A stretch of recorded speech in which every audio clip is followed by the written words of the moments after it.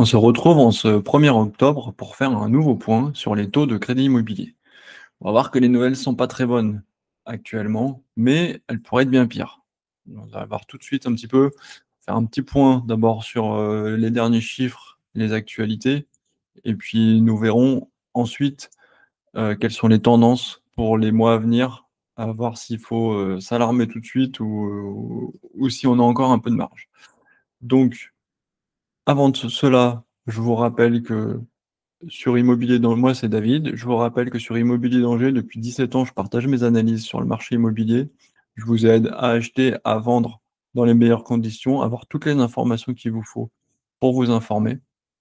Donc n'hésitez pas à vous abonner à la chaîne YouTube d'Immobilier Danger, à liker et à commenter les vidéos si cela vous intéresse. C'est très important pour moi et ça m'aide à vous partager de plus en plus de contenu en vidéo.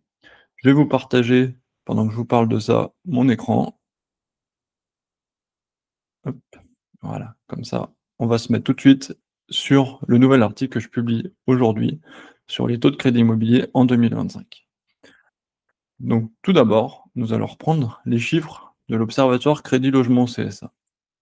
Si on regarde la moyenne, on se dit, tiens, sur les prêts immobiliers signés en août, on a un taux à 3,08%. C'est quasiment le même que celui du mois de juin, du mois de juillet à 3,07. On peut voir sur le tableau ci-dessous qu'en mars, on était à 3,09, en avril, en 3,07. On peut se dire, bah tiens, les taux sont toujours stables, il n'y a pas de hausse. Petit bémol quand même, on va se pencher sur les différences de prêts sur les différentes durées. Donc sur 15 ans, effectivement, les taux restent stables. On est à 3,01% sur les crédits signés en août. Les prochains chiffres sur le mois de septembre vont être publiés dans les jours ou semaines à venir. Je mettrai à jour l'article, vous pouvez y revenir prochainement. Nous en reparlerons dans les prochaines actualités également. En revanche, sur les prêts sur 20 ans et 25 ans, on peut voir qu'on a quand même des hausses qui sont non négligeables. Sur 20 ans, on a 7 points de base de plus, et sur 25 ans, on a 6 points de base de plus. Donc, sous une apparence de stabilité, on voit qu'on commence quand même un petit peu à avoir des taux qui se tendent, notamment sur les durées les plus longues, celles qui sont le plus utilisées par les emprunteurs.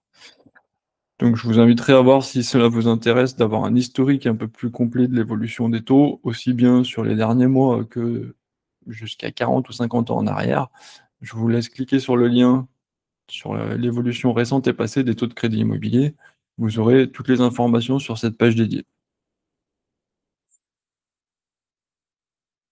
Autre information, on a pu voir que les prix de l'immobilier ont baissé, les taux un petit peu, mais c'est toujours compliqué d'acheter en France. Les logements restent chers par rapport à la capacité d'achat des ménages. On peut voir que les emprunteurs continuent d'acheter avec des durées assez élevées. Donc là, sur les prêts du mois d'août, la durée moyenne a baissé de 2 mois pour attendre 250 mois, mais on reste très très élevé par rapport à ce qui se passait il y a 1 an ou 2 en arrière, voire encore pire par rapport à la période où les taux étaient très bas à 1%. On peut voir que malgré ce contexte, dans nos actualités de septembre, que vous pouvez retrouver aussi bien sur le site que sur la chaîne YouTube, on a pu voir que la production de crédit immobilier, pour l'instant, elle continue à remonter petit à petit sur les 12 derniers mois.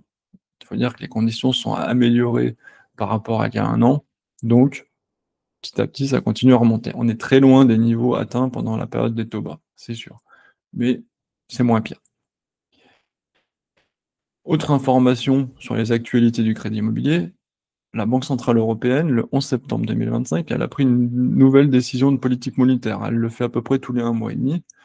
Et là, comme lors de la précédente au mois de juillet, c'est qu'était fin juillet, elle a décidé de garder des taux stables. C'est-à-dire que son objectif à la Banque centrale, c'est de garder les taux d'inflation proches des 2%. On est en train d'y revenir en Europe, donc elle estime qu'elle a fait son travail. Elle a baissé suffisamment les taux pour faire revenir l'inflation à 2%. Elle n'est plus à 3 à 4% comme elle était auparavant.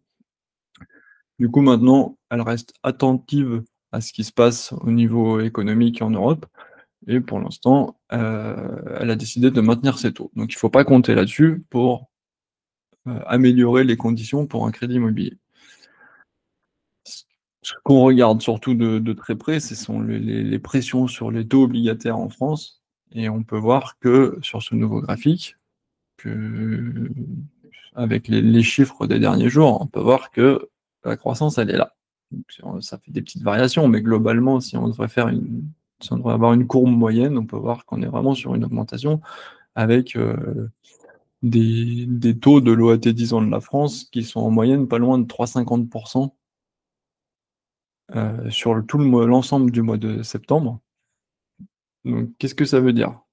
Ça veut dire que, les banques, ça ces taux-là, ça reflète un peu ce que les conditions que les banques auxquelles elles peuvent emprunter sur les marchés pour des prêts de longue durée.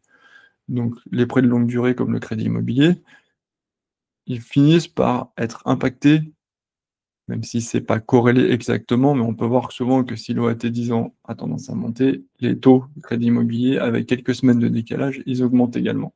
Là, on peut voir que depuis le mois de juin, on a le taux de l'OAT 10 ans qui fait que de monter. Les taux immobiliers, pour l'instant, ils ont augmenté qu'un tout petit peu. On verra par la suite, il y aura sûrement un rattrapage prochainement.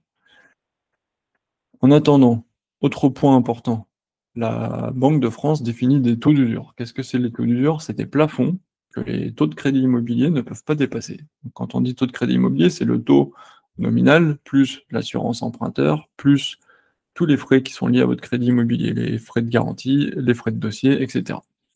Donc, pour que votre banque puisse vous financer, il ne faut pas que le taux global dépasse les plafonds qui sont fixés. Donc là, par exemple, le taux sur un prêt compris entre 10 et 20 ans, et moins de 20 ans, donc on est juste en dessous des 20 ans, il ne peut pas dépasser 4,71%, sachant qu'à partir du 1er octobre 2025, donc à partir de ce jour, et ceci pour tout le quatrième trimestre 2025. Sachant que le trimestre précédent, on était à 5,03, donc il y a quand même une baisse de plus de 30 points de base.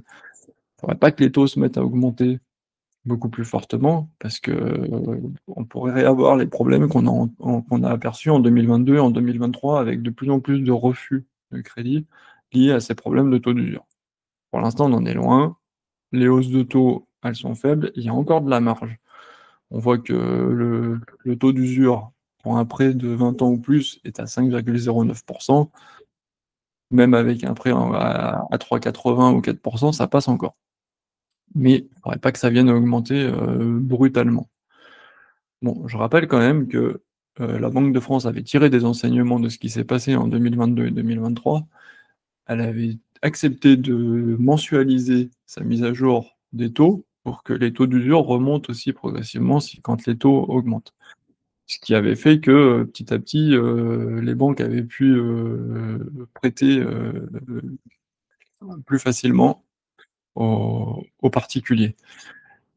La seule chose qu'il faudra faire, c'est pas attendre 6 mois, 1 an avant de prendre cette décision parce que ça peut bloquer de nombreux projets immobiliers en France dans les mois et années à venir. Là, on a vu un petit peu les chiffres, ce que ça en donnait. On a vu un petit peu toutes les actualités. C'est pour faire un peu une situation du marché là, à l'instant T. Maintenant, on va regarder où en sont les taux de crédit immobilier moyen au 1er octobre 2025, comme je fais dans le tableau tous les mois. Et entre parenthèses, je vous remets les taux que j'avais relevés lors de la précédente vidéo du 1er septembre 2025. Donc on peut voir que globalement, on a quand même pas mal de hausses. C'est des hausses qui restent légères, c'est quelques points de base. Allez, ça va, c'est 5-10 points de base maximum. On a un meilleur taux qui baisse de 1 ou 2 points, mais qui avait des taux moyens annoncés un peu plus élevés que les autres courtiers. Donc globalement, pour l'instant, on annonce des petites hausses. Ça ne tient pas compte des nouveaux barèmes qui sont annoncés aux courtiers pour le mois d'octobre. Et nous allons voir ci-dessous qu'il va y avoir encore quelques augmentations. J'ai relevé aussi que ça, c'est les taux moyens, que sur le tableau des meilleurs taux que je mets sur une autre page, c'est-à-dire les taux les plus bas obtenus par les meilleurs clients, ceux qui ont beaucoup d'apports, ceux qui ont des revenus importants, ceux qui vont apporter beaucoup d'activités à la banque avec des assurances, avec d'autres produits d'épargne. Ceux-ci, ils obtenaient des taux qui ne bougeaient pas trop, les meilleurs taux. Les banques continuaient, on va dire, à se battre pour aller chercher ses meilleurs clients. Elles étaient prêtes à garder des conditions encore très attractives. Là, depuis quelques jours, on sent une petite augmentation aussi de ce côté-là. Du coup, l'écart est en train de se réduire. Mais ce qu'il faut pas oublier, c'est que vous avez la possibilité, donc certes, vous ne pouvez pas augmenter vos revenus du jour au lendemain, votre rapport non plus. Par contre, vous avez la capacité d'aller chercher quel est l'intérêt d'une banque à vous financer. Ça va être, qu'est-ce que vous pouvez apporter au niveau de l'épargne? Qu'est-ce que vous pouvez apporter au niveau des contrats d'assurance? Voilà, toutes les choses qui vont faire que la banque va pouvoir gagner de l'argent autrement qu'avec ce crédit immobilier. Donc ça, je vous laisse voir. Il y a un article sur les 15 conseils que j'estime les plus importants pour mieux négocier son taux d'emprunt.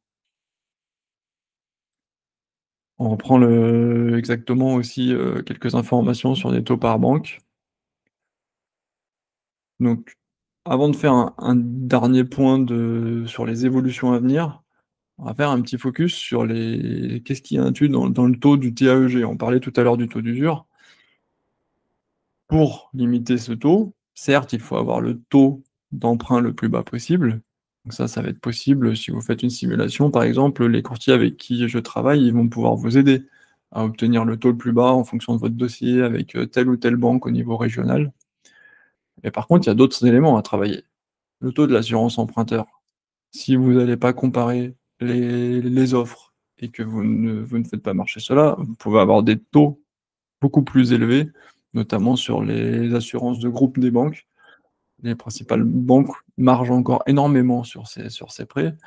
Vous avez dans le TAEG aussi des frais de dossier. Frais de dossier, ça peut être quelques centaines à un peu plus de 1 000 €. Les frais de garantie, est-ce que c'est une hypothèque? Est-ce que c'est une caution mutuelle? Tout ça, vous avez, un simulateur sur Immobilier Danger qui peut vous aider à calculer le taux de ce TAEG. On Je vous aide aussi également à comprendre qu'est-ce qu'il y a comme frais de garantie, quels sont les types de garanties que vous pouvez avoir et quelles sont les moins coûteuses pour vous. On voit qu'aujourd'hui, il y a de plus en plus de cautions mutuelles qui se développent et qui sont moins coûteuses que des frais d'hypothèque, par exemple. Quand vous y êtes éligible, profitez-en. En général, les banques vous orientent assez bien là-dessus sur, vos possibilités. Et enfin, je vous invite à aller voir, j'ai de nombreux sujets autour de l'assurance emprunteur. Il y a énormément de choses à regarder sur les garanties, souscrire les bonnes, celles qui vous intéressent réellement. Souscrire, aller comparer les prix, aller comparer ce qui est réellement garanti, sur quoi vous êtes couvert, quels sont les montants derrière. Donc tout ça, vous avez un comparateur sur Immobilier Danger qui va vous permettre d'aller chercher en fonction de vos besoins, des garanties souhaitées, du type de prêt, du montant que vous allez emprunter, quelle est la meilleure assurance du moment que vous pouvez avoir. Pour rappel, vous pouvez aussi bien changer votre assurance de prêt au moment où vous signez votre crédit que la changer en cours de route grâce à la loi Lemoine. Vous trouverez toutes les informations sur Immobilier Danger pour cela. Enfin, ce qui nous intéresse vraiment, on a vu que les taux avaient augmenté un tout petit peu en septembre. Donc pour l'instant, rien d'inquiétant. On va se dire: «Ouais, tout le monde dit la hausse des taux, la hausse des taux». Seulement voilà, là pour l'instant, les premières remontées des courtiers, c'est les nouveaux barèmes sont envoyés, chaque fin de mois pour le mois suivant aux courtiers afin qu'ils commencent à travailler leur dossier de demande actuel. On est sur une augmentation globale de l'ordre de 10 points de base. Donc là, on va avoir, hop, une augmentation un petit peu plus forte sur le mois d'octobre. Alors, il y a 2 façons de voir les choses. Si on prend la tendance normale, historique, on va dire, sur le passé, normalement, l'évolution de l'OAT 10 ans, si on compare les courbes avec les taux de crédit immobilier moyen, on a une différence d'en général au moins 50 points de base, entre 50 et 100 points de base. On va rester sur 50 points de base. Aujourd'hui, l'OAT 10 ans, comme on l'a vu dans le graphique ci-dessus, il est à plus de 3,5%. En moyenne, sur ces derniers jours, il est à 3,50%. Donc si on rajoute 50 points de base, ça veut dire qu'on devrait avoir des taux de crédit immobilier à 4%. Aujourd'hui, on en est encore loin. Les banques, vous obtenez facilement des taux encore aux alentours de 3,30, 3,50%. Et ce qu'on peut craindre, c'est qu'il y ait progressivement un rattrapage. Donc, pour l'instant, les tendances sont plutôt négatives. Donc le côté positif, c'est que, les taux de prêt immobiliers, ils augmentent, mais pas autant qu'ils auraient pu l'être. Les banques, pour l'instant, continuent à réduire leurs marges, à essayer de tenir un maximum comme ça, parce qu'elles savent que ça va ralentir le marché et qu'il y aura moins de demandes. Donc, ce qu'il faut en retenir, c'est que on va surtout s'attendre à des hausses de taux progressives, au moins jusqu'à la fin de l'année 2025, voire probablement aussi sur le début de l'année 2026. Difficile après de se projeter plus loin, ça va dépendre de l'évolution, du contexte économique, des tensions géopolitiques, des tensions sur, la dette de la France, à voir comment ça évolue en fonction des avancées du gouvernement, en fonction des avancées au niveau mondial.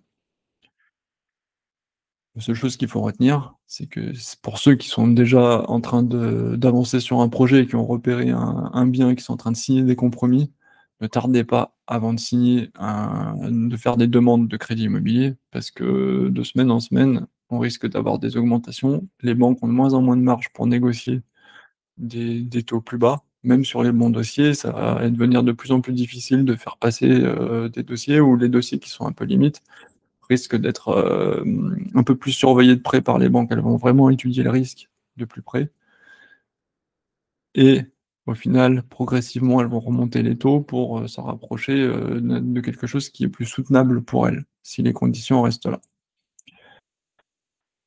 Donc pour obtenir les meilleures conditions du marché, vous avez les simulateurs sur Immobilier Danger. Vous êtes accompagné pour comparer les propositions de différentes banques et en fonction des critères que vous avez, il n'y a pas que le taux dans la vie. Il y a aussi, savoir, plein de critères qu'il peut y avoir sur les banques. Les courtiers avec lesquels on travaille pourront vous aider là-dessus. Donc je vous invite à faire des simulations quand vous avez des projets en cours ou bien avancés. Et là-dessus, je vais continuer à vous informer très régulièrement de l'avancée des taux et l'avancement des conditions sur le marché immobilier. Pensez à vous abonner pour ne pas louper les prochaines vidéos et on se dit à bientôt pour, de nouvelles informations sur l'immobilier en France.